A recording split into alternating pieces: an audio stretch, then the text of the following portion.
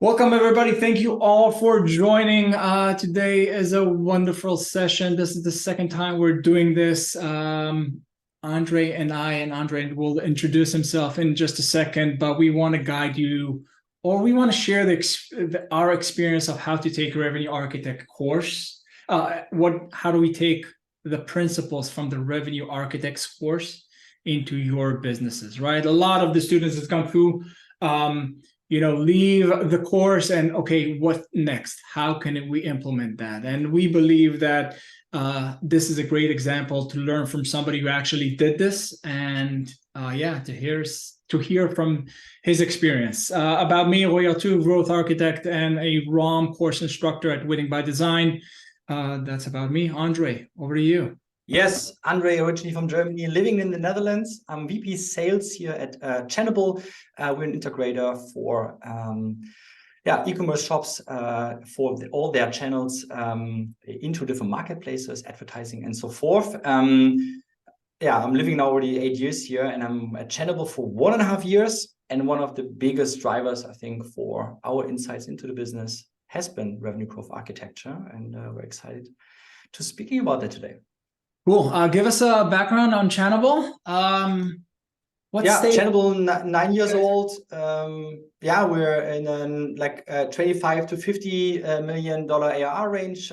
We have 260 employees, primarily here in Utrecht, in the heart of the Netherlands. But we're active also in 8 different markets in Europe and around the globe.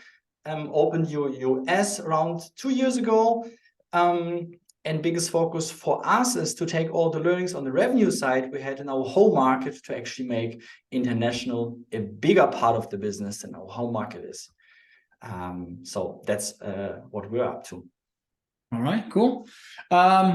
Let's talk about the agenda for today. So this is what we're going to cover. We're going to remind some of you that took the course some time ago, the 6 models that we're talking about. And then we're going to show you 5 steps on implementing that in your businesses. And the way we're going to do it is I'm going to present maybe the principles or the theory behind this. And then Andre is going to share from his experience. So we're going to go back and forth, summarize that, and open it up for discussions. By the way, share your screen for everyone to follow along. I did not share my screen? Not yet. All right. We enjoyed the music. All right. Enjoy your beautiful slide design. All right. Cool. So this is my screen right now. By the way, Sari is manning the chat. So if you have any questions, you can write in the chat and we'll pick that up. Cool. 6 scientific models that govern recurring revenue businesses. So a quick reminder, revenue model. We have 3 major models: ownership, subscription or recurring, and impact-based. Usually, most of us probably here are in the subscription recurring revenue model. This is probably the first step that you want to do in your business, to define what is the revenue model that you're going for. The data model is the classical bow tie. This is a quantitative representation of your customer journey. This is where we measure 3 types of metrics: volume metrics, time metrics, and conversion metrics. The mathematical model is how actually the business, the revenue factory of recurring revenue models actually operate. We look into the data and the mathematics behind that growth, hopefully compound growth. Model number 4 is the go-to-market model. How do we go to market between sales, marketing, and customer success? What is the right structure for the company based on your ACV?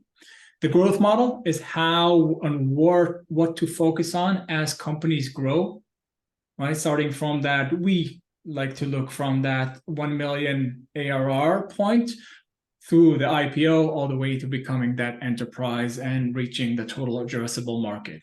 And the operating model, this is where all the frameworks, the blueprints, everything that Spice being one of that, those frameworks, a key core component of that we're going to discuss. This is all happening in the operating model. 6 models, the 3 on top, more theoretical one-time thing. The operational ones are the ones on the bottom. Cool. So now let's dive into that 5-step approach. Usually we like to go through each one of them. Let's start off with understanding the business.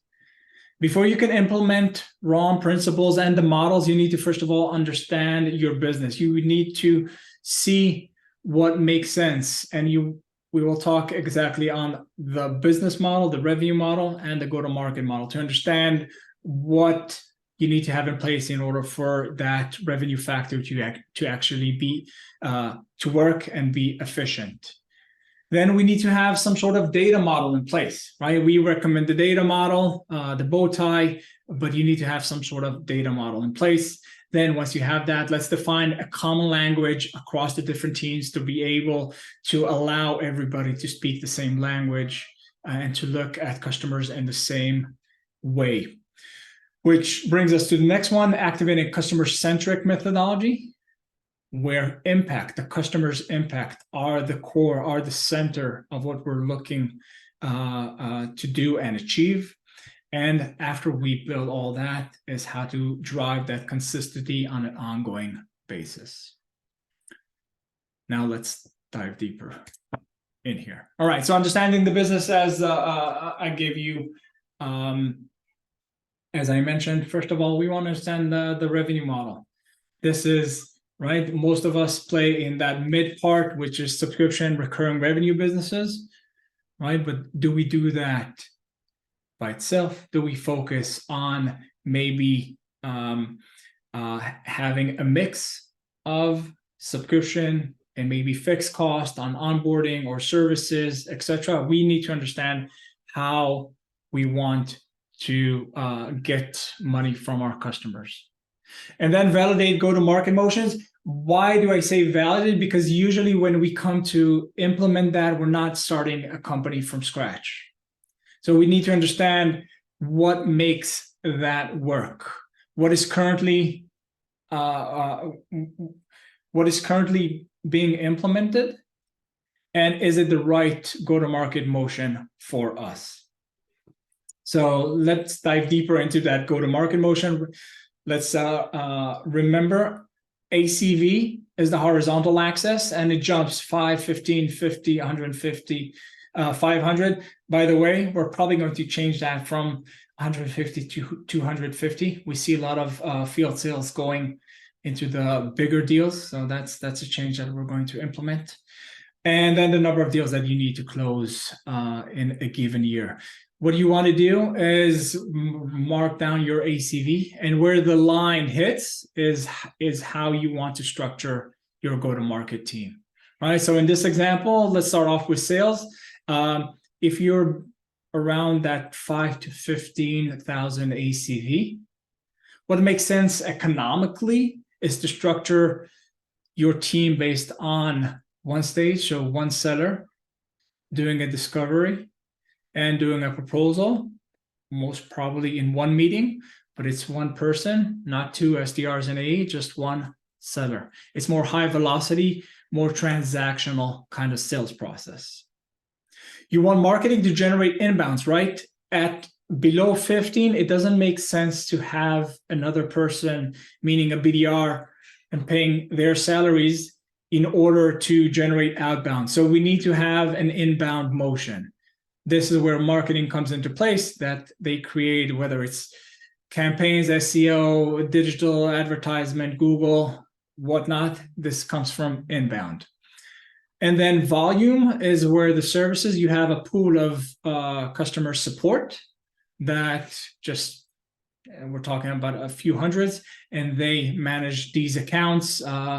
They don't know the accounts by name, but this is how they serve this. So this is the go-to-market model. Yeah, and you put us in there like quite straight in the middle. You get your yellow line really well set. We're somewhere between 5 and 15K at Channable. And I think when you look at these setups, and then also what we're going to talk about in a sec, there's a lot of like best practice in here. It's not always the definite truth. You know, I've also operated businesses where we had an SDR, AE motion in this ACV bucket, in basically a low ACV go-to-market, where we had to do a lot of enablement, a lot of education. So sometimes it helps. Of course, you need a longer lifetime then, but this is all like best practices we're seeing in the businesses. So we're now looking at understanding your business. If you go one slide further, Rory, then we have like 4 sub-steps: defining the model, adopting the framework, crafting the data model, and clear ownership and accountability here. So going forward, like the one thing what Rory also said is, you don't operate in a new business. In a new business, there's a blue ocean. You can just go wild on whatever you want to do. But if you come into an existing business, and certainly it was for me like that in Channable, there's a lot of different models, either like people use in different departments, or even people use in the same department. And in the end, it comes down to what we really want to achieve. And the 3 models you see here is always funnel-based. And I think when I look now again at Leonie in the group here, she always sees me drawing funnels everywhere. But it's not about a funnel. It's not about ARRE or pirates. It's not about just methodologies which create customers for us. But on the next slide, you have the recurring revenue side of it. And this is the shift which is happening. You need to get into everybody's minds who's actually operating in SaaS or revenue teams for a longer time already. It's not about just winning the deal, it's about creating the recurring impact. And this is the first principle, of course, what we're talking about here. So when I started at Channable, we basically had grown our commercial departments to over 70 people in the go-to-market teams across marketing, sales, and customer success. And since it was COVID, until I started, everybody was also a little bit siloing out because we just didn't spend that much time with each other. So it was very important for us to basically like first drill down what kind of framework do we want to use. So here's what we did. We basically, in the next slide, we had 3 different pieces which were important to that change. And I can't thank my CEO, Rob, enough to basically enabling this, because it has to happen with everybody buying in. So first, change management top down meant that I had the buy-in of my CEO to say, listen, Rob, in order to make the next step in our company growth, we need to understand better what actually drives our business. Might it be in revenue growth, or might it be in retention and churn, right? In order to do that, we have to talk about the same things. And in order to do that, I want everybody in the commercial leadership teams to do the revenue growth architecture school together with their wonderful instructor, me. So we basically had a commitment from 11 different people in the go-to-market leadership teams to go through this course in a structured way over 5 weeks, with every time people prepping the session, listen to Jaco, and then basically debriefing on it with the impact it has on our business. That's the umbrella we first built to have a common understanding of what that actually means to us. The second piece is the team buy-in bottom up. So now you have the next layer below the management team, where a lot of people are operating in a daily basis and managing teams. They're all operating on different set of goals, alignment, definitions, and so forth. So we need to understand first how these people operate and what drives their day-to-day, to then get them bought in to the methodology of recurring impact, recurring revenue, and how this aligns in the revenue motion. And then it's literally to the last person operating something, for example, putting a mirror board together, how the pirate funnel works, which you have to take along and help them understand how this creates impact for them. By the way, I can really relate to that. Lately, when we're going and working with companies and we're talking about large transformation, like let's go in and adopt the bow tie and adopt the processes and Spiced and all of that, we add in and insist that the leadership, some of them, we ask them to take the wrong course. And when we're talking about big companies, big CEOs that don't have time for this, we do an executive workshop just to talk about the basic elements, about the bow tie, about spiced, all this. Yeah, and that top-down approach, because for those of you who are familiar with change management principles, this is very important to get everybody on board, and it starts at the top. Yeah, I think you also told me one time that in some cases you would even get board buy-in, because it is so fundamentally changing your business, like in a good way, but it's also a change management process which takes you time to understand what's actually going on. So you need that buy-in from everyone in order to go through this transformation. That's right. So with that in mind, we now can go again top down, bottom up, and define the data model. And what you see here is a result we were wrestling with for actually quite some time. And we had some realizations in here. So first of all, you see, of course, the volume metrics, you see the time metrics, and you also see the conversion metrics all along.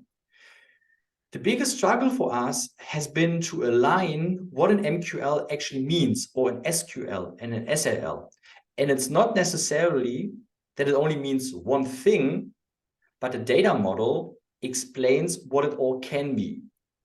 As just one example, for us, this could be somebody coming from the website and signing up for our tool that is an MQL. This then has a certain path and journey forward. But it could also be a demo request somebody fills out on the website. And it can be in the sales motion, after some seller outbounded, a reply from that specific prospect. Doesn't have to be positive or negative, but it's a reply which basically moves that to the MQL stage.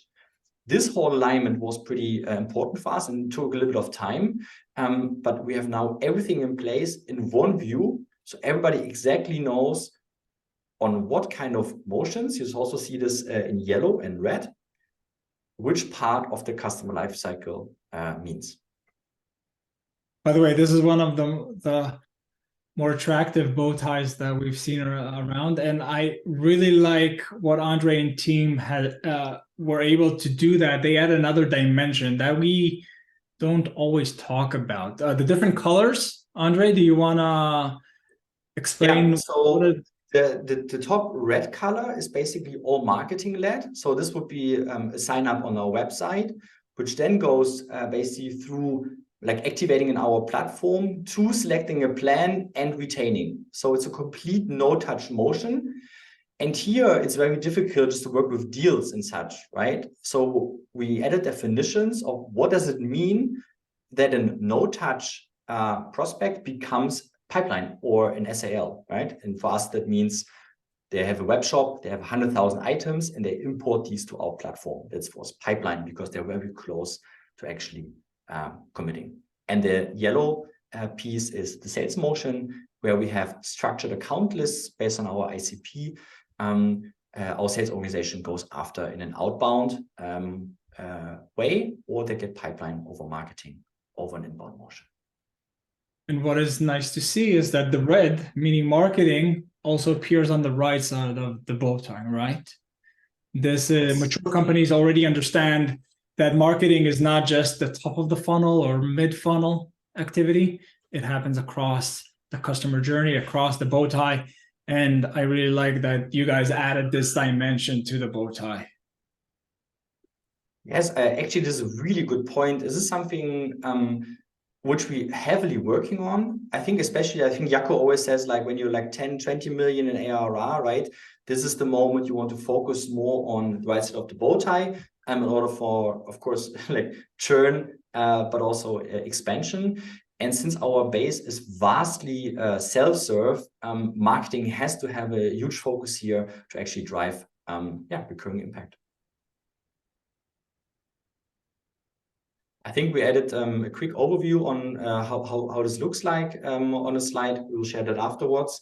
And the last step in this is basically looking at how does this data model relate to ownership. So who owns that piece of revenue, which was for us also something where like are the handovers were not clear, or you see like on the commit when it wasn't clear, is there now marketing ownership? Are they driving the expansion here for no touch? Is it actually CS or support driving pieces? What part is like sales having an ability to be involved and actually adds value? So we're segmenting with, on the left side, the size of the accounts and also who owns these accounts and who drives either the acquisition or the expansion side of the business. Yeah, Andre, question from Whitney. Did your company hire additional marketing people to support that right side activities? Yeah, this is quite interesting. So I think two pieces in our marketing organization add value here. Number one, we have something like country marketing. So for each country, there's a certain amount of support for marketing, and they are organizing what I would call like demand activities. So we have like dinners, showdowns, we have games we're playing with people, we're doing roundtables, and we're just making sure that these activities transition more also to the right side of the bow tie, to involve more customers, to get to almost mix these two. And the second thing is we had quite some life cycle marketing already heavily focused on the left side of the bow tie. This we actually transitioned in the role to the full bow tie, where we're currently focusing especially on the CR4, so SQL to commit, and then the renewal part of that bottom part of the velocity segment, which you see here. All right, one more question. Oh, PJ, how do you decide what department manages what part of the bow tie? Yeah, I think it starts with ICP and how we can add value as an organization, right? On the left side, I have actually more detail on that, but we couldn't bring it today. The velocity part is basically until 5K ACV. So in that segment, a seller cannot really add value. And we see that the biggest part of people going through that motion can convert automatically. So it's almost in PLG motion. So this was already clear. And then we needed to decide a little bit, how do we focus in mid-market and enterprise? For us, these are not crazy enterprise motions like introduced in the beginning. For us, like an enterprise means top 100K, mid-market starts at 5. So we're sub-segmenting a little bit the complexity of the accounts here, which we're then either handling from different seller experiences, or on the right side, you see a little bit shade of red again in the expansion, where we would basically pair up CSMs with the AEs again to drive cross-sell into these accounts. And this we have done, and you need to do that with head of CS, head of marketing, head of sales in collaboration, because otherwise it doesn't work. So this is not possible to just push top down. Remember, when we're talking about the go-to-market motion, we separate by segments, right? That's the ACV, the segments. What I liked is what they did here. And also important, we don't say that enough in the ROM course, but you need to create a different data model per segment, because that will drive the growth formula and all an additional decision that you need to make based on the specific segments, right? So a win rate for an enterprise is different than a win rate for the velocity kind of segments. This is a really good one. Just one sentence about this. Our velocity segment, we call it also like it's all no touch. The mid-market and up is sales touch. And for all, we have different conversion metrics. So like coming back to you, conversion metrics look very different for us. And they are separated by this no touch and the upper sales touch segment. Yeah.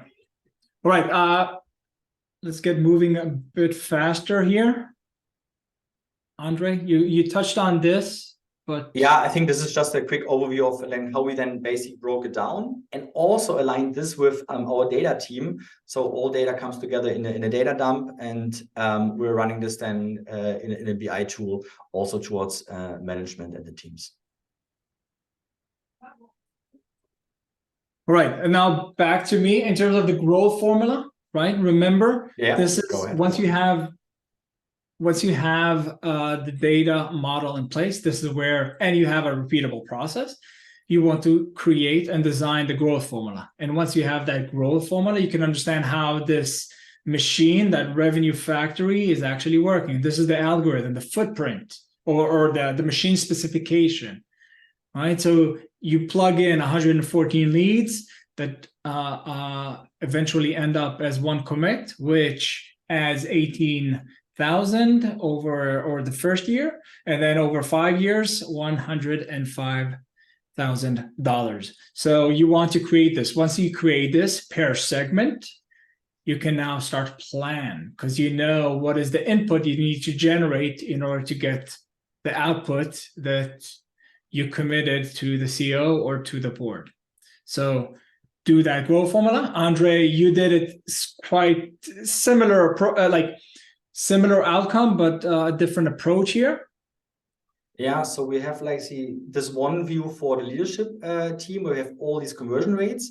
And you see it in that sales touch marketing generated, sales touch sales generated, and then also no touch. So this is exactly that differentiation we just talked about.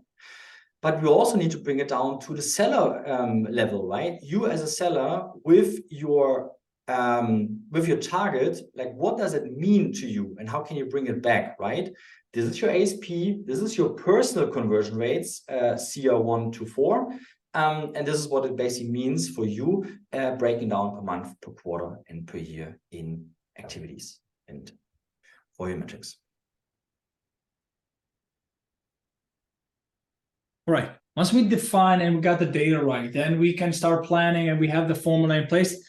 Let's make sure that we all speak the same language. Speaking the same language is between the marketing and maybe the BDRs, the sellers, the customer success, right? When we transfer an account from sales to CS, or from a lead from a BDR to an AE, we want to have the same framework.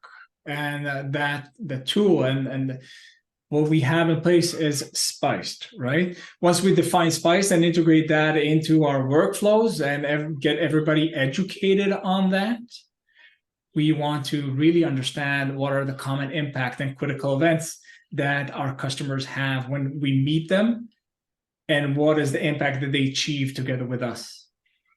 And then workshop, coach, internalize. This is where we want that impact discussion to be second nature. So just a quick reminder on SPICE for those of you who haven't been with us for a while. So SPICE is an acronym for situation, pain, impact, critical events, and decision process. In the middle is impact. This creates that entire, when you adopt SPICE, you become customer-centric, because impact is the goal, right? It's in the center of what we're trying to achieve. All right, so we start off with situation questions. How many team members do they have? What are the tools that they're currently using? What are the pains that they're trying to solve? By the way, most sellers stop at that level. They know they were taught, let's ask the problems, what are the pain points, but they usually stop there. But good sellers go further than that. So what are you actually trying to achieve? Right? Maybe, you can achieve it other ways, or let me see if you actually are expressing the right pains because you have certain impacts that you want to achieve. What are the critical events? Right? And when we get educated on that, we start to see common critical events. That's creating that urgency. And most of our sellers, right? What we see is that it's hard, especially when you're selling a product that is a nice to have, or you're just launching and you need to educate the market. A critical event is not always visible.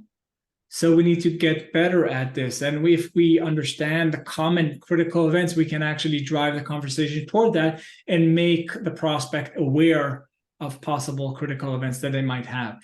And of course, the decision process, the buying process, that are the classical, who is signing the check, who owns who has the budget, etc. So this is where we focus. So this is spiced. Andre, what did you do in order to incorporate spiced? And you didn't say You didn't send all your team members to our training courses, so I'm curious to see what you did here. I did not, but the online content you guys are putting out is just insane. So I really appreciate that, because I think it's super valuable to also do these courses with you guys, because I've also been part of one. And for no matter if I do it or somebody else does it, like we need to have these recurring conversations about it, right? And I think this is a really big learning for us here. And like, I love freaking numbers, right? But now going from data model basically to spiced, it is going to the content. And now we have to find, okay, how do we actually identify that we can deliver impact to customers, right?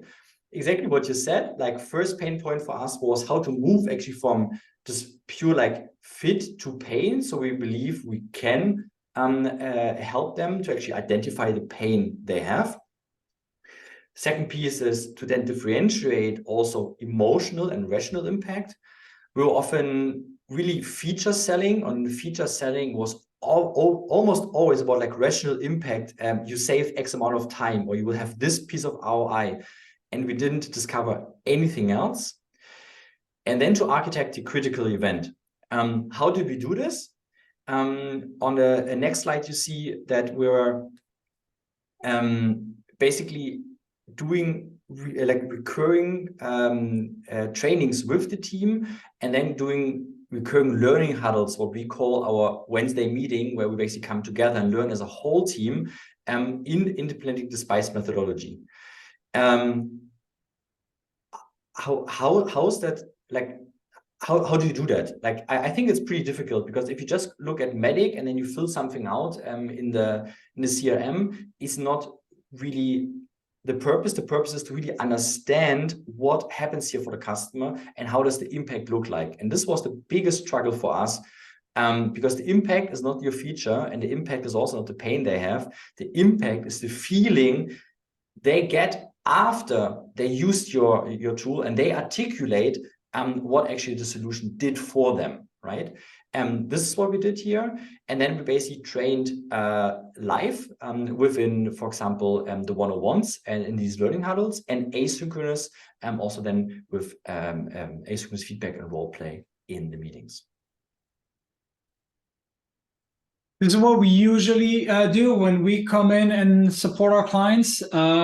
This is a simple thing that you guys could also do, right? Let's focus on the top 5 impacts and critical events.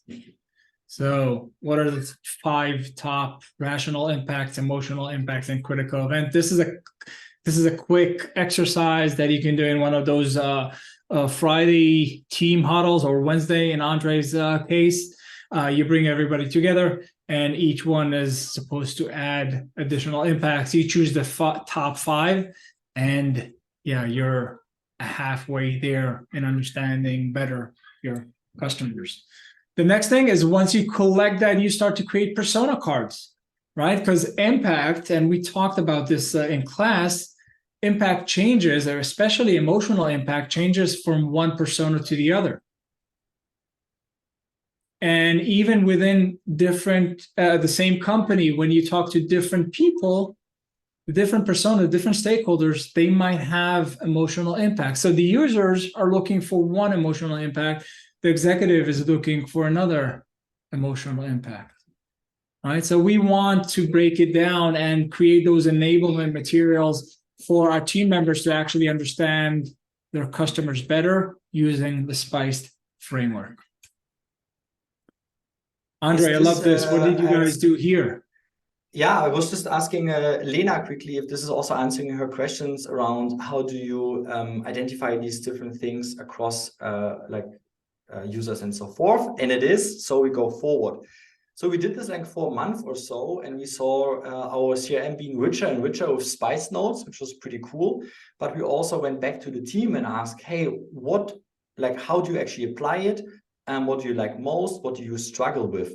And this really helped us to steer out then our coaching and adoption of SPICE, specifically in critical event and impact again, because a lot of times critical event was for us compelling event. It's like a nice thing, you know, like it comes up, but it will not drive that urgency or that driver. It's not hurting my business if I don't change now. And this really helped us to double down on what kind of questions do we actually ask per step, right? What kind of objections can you pull out here? And of course, how do you structure the conversation to get to the bottom of it? I think you guys calling it unpeeling the onion. The onion, exactly.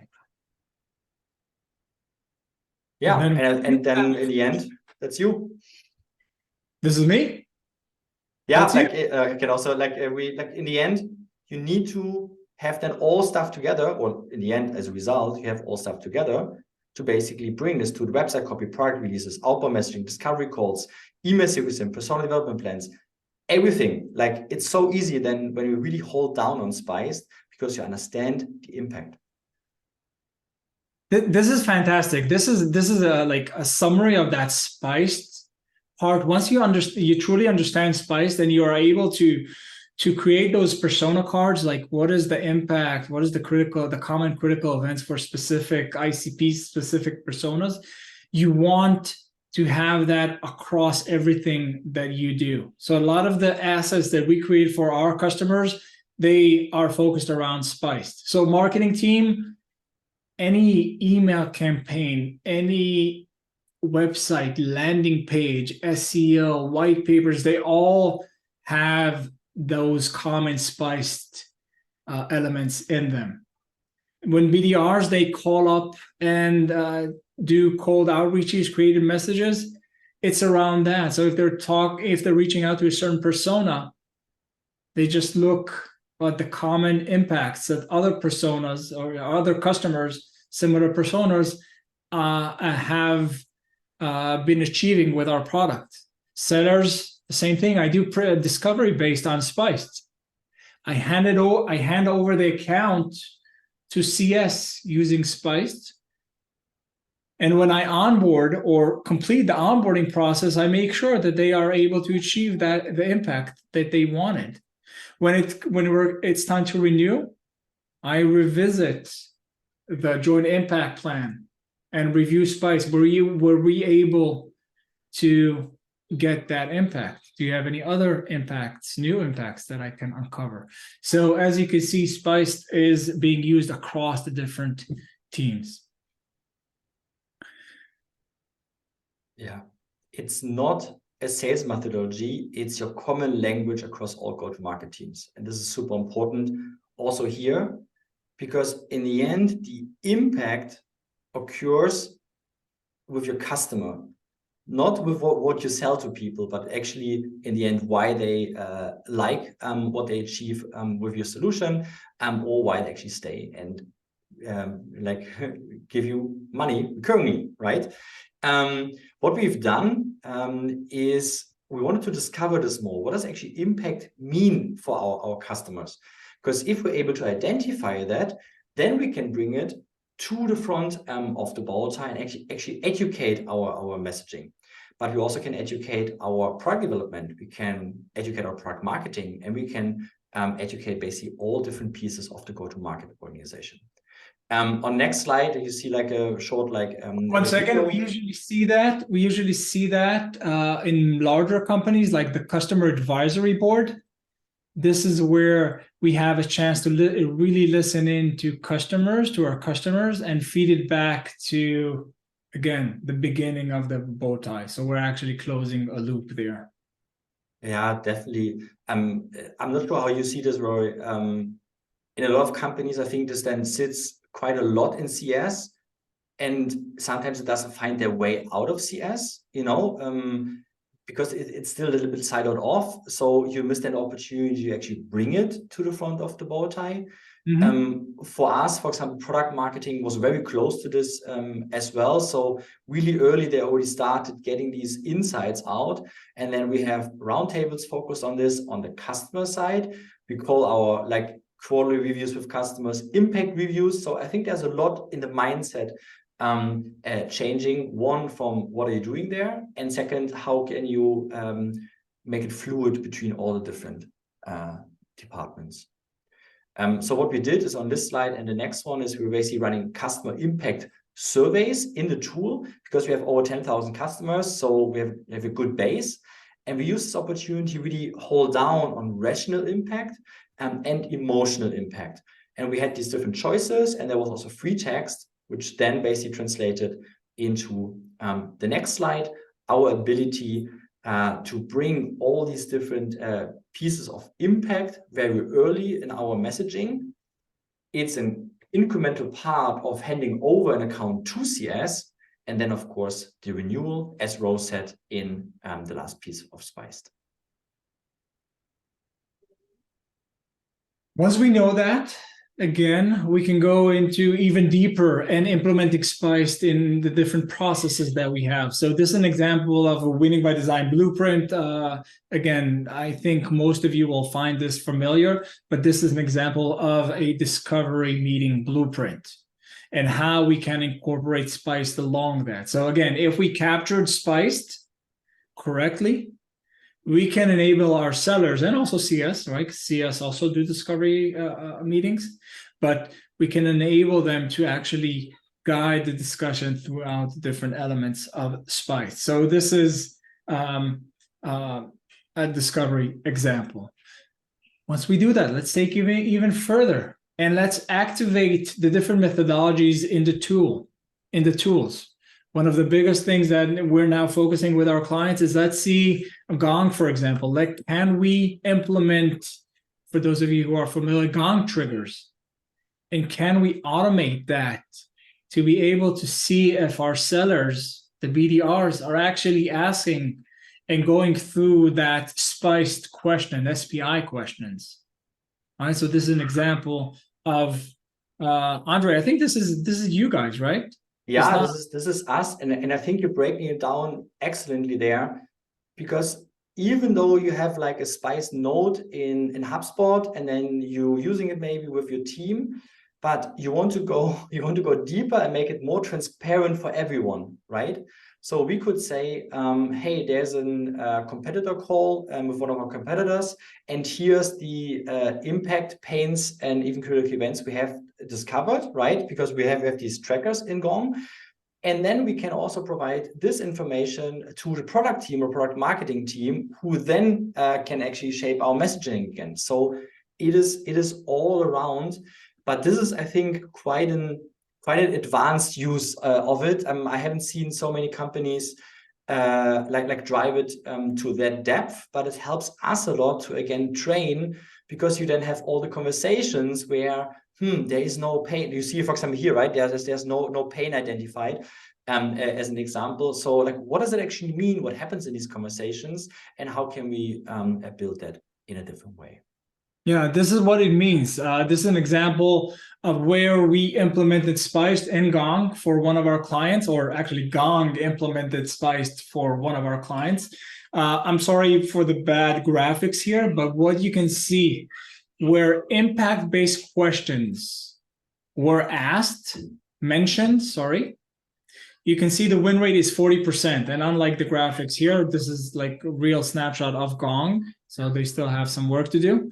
So when they do mention impact, and which means that they asked impact-based questions, their win rate is 40%, where there are no mentions, and the win rate is only 33%.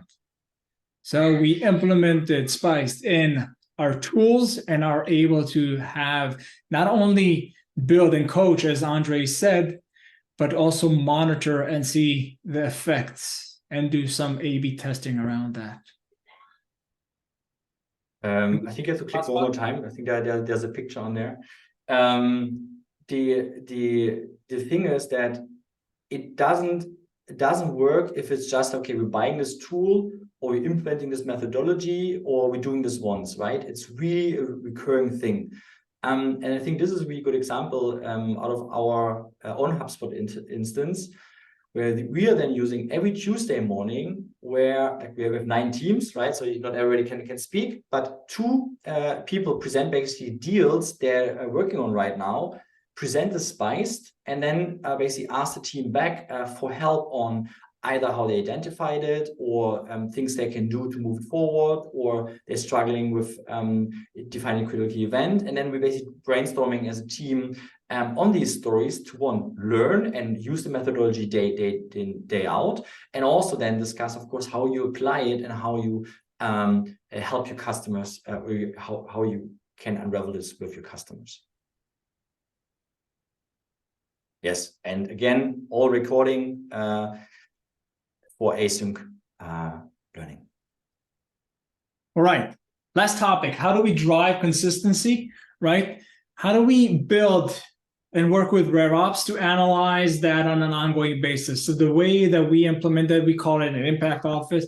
As you can see here, this is an illustration of what we actually do. So once we define and build that data model, we can start tracking different elements and different metrics there, right? In this specific examples, we identified three areas. Those are the areas that we want to improve. So it depends on how mature the company is and their change management principles.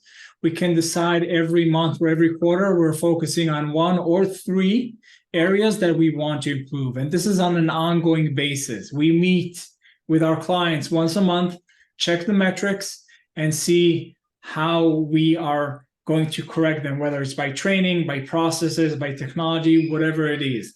And then we continue to support them along that change management process. We call this an impact office, and we call each one of those project sprint.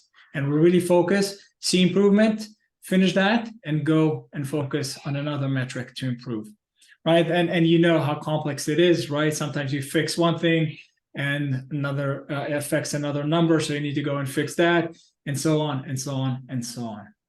This is what we do. And again, operating cadence, we meet once a month, look at the metrics, look at the pipelines. Quarterly, we focus on what sprints, what areas we want to focus and fix in the next quarter. And yearly, this is where we report up what we were able to achieve.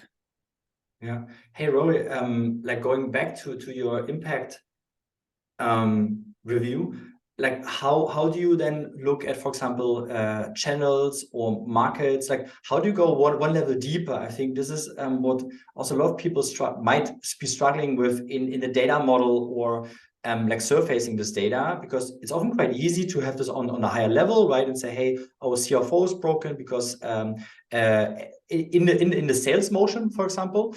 But how do you slice this with your customers? We need an entire webinar just to talk, or a course. Yeah, I know. I thought so.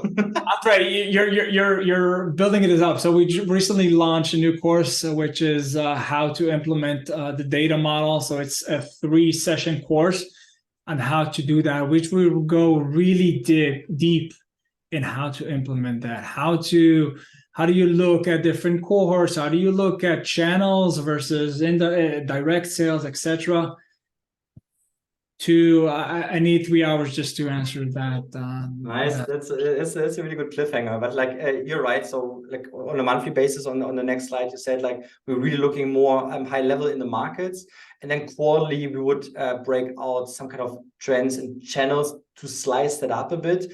And now we're just done with the yearly planning for 2024. We now have a really good set of all the conversion time and volume metrics to basically then break this down into the revenue budget for next year. Mm-hmm. All right, final thoughts, guys. When we interact with wrong graduates, what we hear is that most people actually fail to implement the scientific principles. Why? Because it's easy on paper, but it's really hard and difficult in real life. Right? Because at the end of the day, we know how corporates and companies work. We're dealing with people, and it's all about change management. And the change management part is the hard part, right? And we don't have enough time to think it through and to really, this is the hard part. But it's doable. And I brought in Andre to show you guys that it is possible to do it by yourself. Don't underestimate the amount of change management that is required to get your go-to-market team aligned.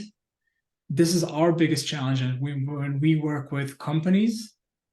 and how to align everybody on the new processes, how to activate everything that we're talking about that we want to improve. And my tip here is, stick to proven frameworks and implementation, focus on that high level, get spiced right, get impact right, get the data model right before you dive into more advanced, specific use cases your company might have. Rowie, I have a quick question from one of the attendees here. It's for Andre. How long did it take you to implement all of these things? I think we did it in around like 5 months. So we wanted to have like clean data 1st of January 2023. So we did so I started 1st of June and it was done at end of December. But we started with like July, August-ish with these courses. And then we worked basically through these different steps. And I think why we were in the end faster and didn't take longer is the last point here on Roy's slide. Stick to the framework. There's these nice honeypots out there which tell you then, hey, maybe there's another stage above awareness where all the marketing magic happens, or maybe there's different definitions for MQL and we're mixing SL and SQL because we did it different in another way. Just stick to the thing.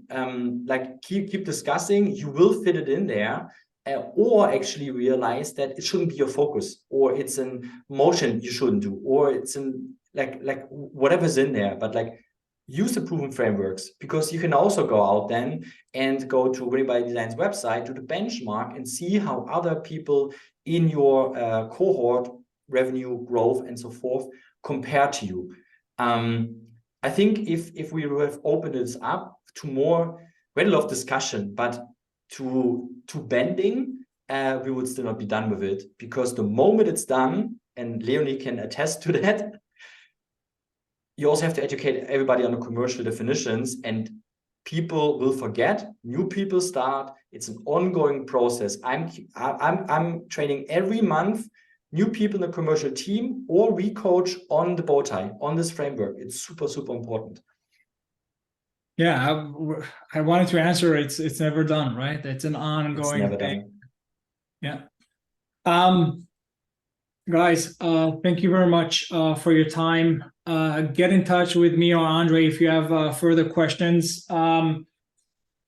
It is difficult. If you need more help, that's what we do at Winning by Design. Help companies. We have different solutions for different sizes of companies or different stages of companies. We have half do-it-yourself, half us, or full, hey, we do it for you, the entire process that we talked about. So if you need our help, please reach out.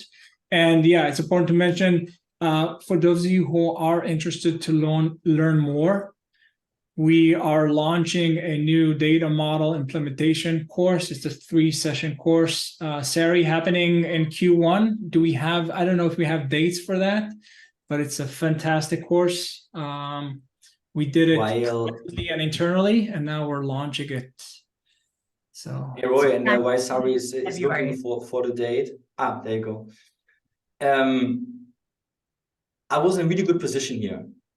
This is incredibly hard to do on your own. And this is actually not to pat myself on the back, but just help everyone understand that this is freaking hard. So I'm coming from RevOps background. Therefore, I have the RevOps view, which really helps. And I was in a position in my role to actually have influence on all marketing, sales, and customer success. And I think both of that together really helped me drive that, with the amazing work of my teams here.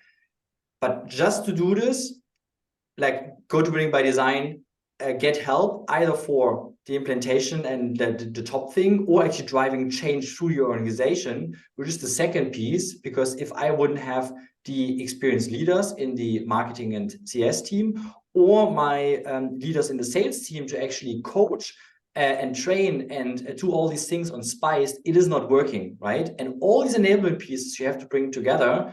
And I'm just super happy and super glad that I'm in a position here where we have all these amazing people around me, which can drive this together for the business. Thank you very much. Any further questions, comments?